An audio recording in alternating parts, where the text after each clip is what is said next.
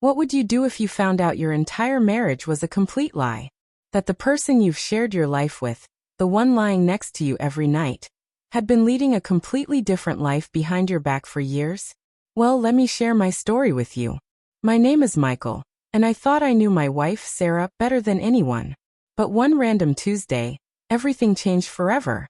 Before I get into the mind-boggling tale of betrayal, make sure to subscribe and hit the notification bell so you can hear more stories like this. Ones that'll make you question everything you thought you knew about trust and love. I had what seemed to be the perfect life. 15 years of marriage to Sarah, 2 kids, a nice house with a white picket fence, and a successful career as an architect. Sarah worked part-time as a graphic designer from home. We had a steady routine, inside jokes, and even a Sunday morning pancake tradition. Every Tuesday, I'd take the same route to my downtown office. A path I knew so well that I could drive it with my eyes closed. But on this particular Tuesday, October 15th, a date I'll never forget, something unexpected happened. Construction forced me to take a detour, and as I navigated the unfamiliar streets, something caught my attention. A small cafe named The Hideaway. It seemed ironic at the time, and you'll understand why soon enough. Through the large front window, I saw a woman with auburn hair pulled back in a messy bun, wearing a green sweater I had bought her last Christmas. It was Sarah, my wife, who was supposed to be at home, working on a client's website. She had kissed me goodbye that morning, saying she'd likely spend the day in her pajamas. I gripped the steering wheel tighter. Maybe she was just stepping out for a quick coffee or had an unmentioned meeting. But something didn't feel right. I found a parking spot across the street, my heart racing in ways I couldn't quite understand yet. I pushed open the door to the cafe, the bell chiming as I entered. The aroma of coffee and fresh pastries filled my senses, but all I could focus on was Sarah's face as she looked up from her table. Her eyes went wide, and her coffee cup froze halfway to her lips. What I saw in her eyes was pure, unfiltered panic. "Michael."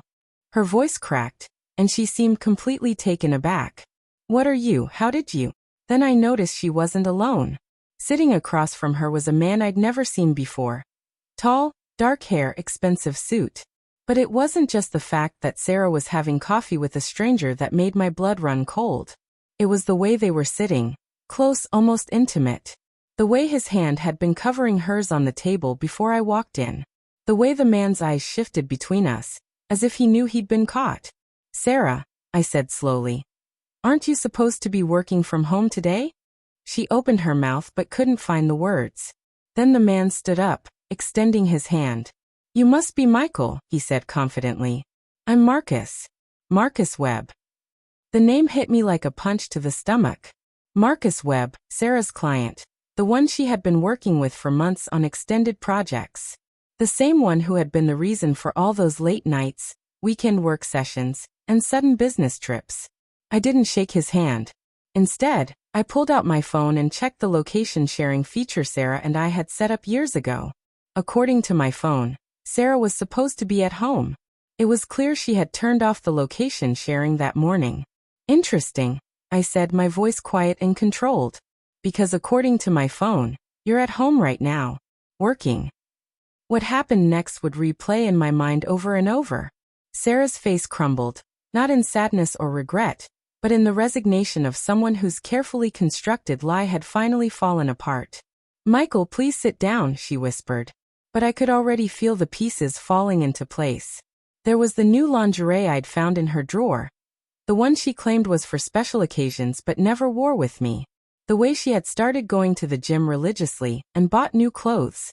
The way she'd grown protective of her phone, always taking it with her, even to the bathroom. The work trips to visit clients in other cities. The conferences and networking events. The night she came home smelling like expensive cologne. One that definitely wasn't mine. Marcus stood there awkwardly, clearly wishing he could disappear. "Look, Michael, this isn't how we wanted you to find out," he said. But before he could finish, Sarah found her voice. "Michael, I've been trying to figure out how to tell you. Marcus and I, we're in love. We have been for almost a year now." Her words hung in the air like smoke. I could hardly believe what I was hearing. I felt like I was watching this happen to someone else. This couldn't be my life. This couldn't be my wife of 15 years telling me she had been living a complete lie. A year, I managed to say, barely able to process the weight of her words. 14 months, Marcus said quietly. I'm sorry, Michael. I really am. But Sarah and we connect in ways that you and I don't. My voice cut through the air like a knife. Don't you dare try to justify this. Sarah was crying now, but I felt nothing. The woman sitting across from me looked like my wife, sounded like her, but she was a total stranger to me. The kids? I asked, my voice hollow. They love you, Sarah said quickly, but it didn't matter. This changes everything, I responded. But the story didn't end there. As I was about to leave, Marcus made a mistake that showed just how deep this betrayal ran. Wait, Marcus called after me. You left your laptop bag. I turned around slowly. I wasn't carrying a laptop bag. I never brought it to the cafe, because I'd never been there before. Sarah's face turned pale. Whose laptop bag is that? I asked. Marcus stared at a worn leather bag by his feet. It was my bag. The one Sarah had given me for our 10th anniversary. The one that had been missing for 2 weeks. She's been coming here every Tuesday for months, Marcus said softly, as if honesty was his only option now. She told me she was separated, that you were just roommates at this point, staying together for the kids until the divorce was final. I looked at Sarah, but she couldn't meet my eyes. Separated. I laughed bitterly. Sarah, we made love 3 nights ago. You told me you loved me yesterday morning. You planned our anniversary trip to Napa last weekend. Then it hit me. Sarah hadn't just been cheating. She had been planning her escape, creating a fake reality where she was the victim of a loveless marriage, while she had been the one destroying it all along. Marcus looked sick. Sarah, you told me, he began. She told you what you needed to hear. I cut him off. Just like she's been telling me what I needed to hear. Who else has she been lying to? I asked, the words bitter in my mouth. I walked out of that cafe and into a new life, one I never expected. The divorce was quick, with Sarah not contesting it. She moved in with Marcus 2 weeks later, and now the kids split their time between both homes, asking questions I still don't know how to answer. Here's the thing about betrayal. It doesn't just break your heart. It shatters your entire reality. It makes you question every moment, every I love you, every memory you thought you understood. I thought I knew my wife. I thought I knew my marriage. I thought I knew my life.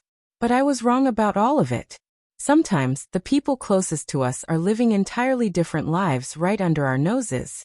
The person you trust most could be the one deceiving you the longest. The real question is, how well do you really know the people around you? If this story left you questioning everything, make sure to subscribe for more true stories that will keep you up at night. Hit that like button if you think I deserve better. And let me know in the comments what you would have done in my situation. Until next time, remember, sometimes the biggest betrayals come from the people we least expect.